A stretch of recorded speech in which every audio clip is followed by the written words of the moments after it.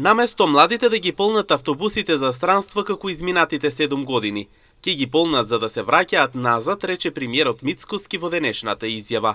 Целите се поставени за 5.000 нови работни места, но според информациите на премиерот бројката е дуплирана благодарение на новите проекти кои што бараат финансирање од унгарска линија. Проекти ќе донесат многу повеќе работни места.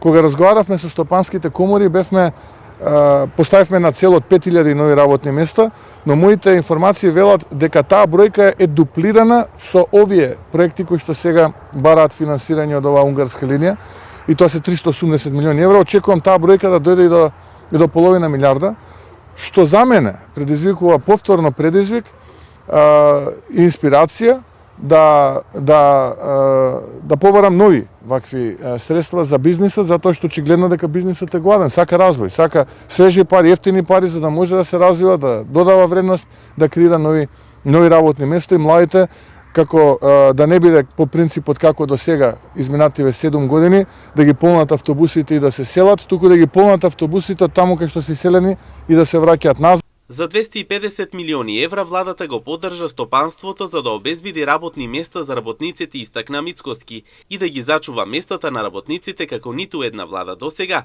додава тој. Конечно им текна после 7 години и така тие мислат дека сега ќе го исцрпат буџетот, за да буџетот нема за ова. За ова да нема. Со ваквите новитети кои премиерот ги соопшти во денешната изјава, од една страна ќе представува поттик за да се вратат луѓето од странство, а од друга страна да се подобрат платите, за кои во моментот се работи да пораснат.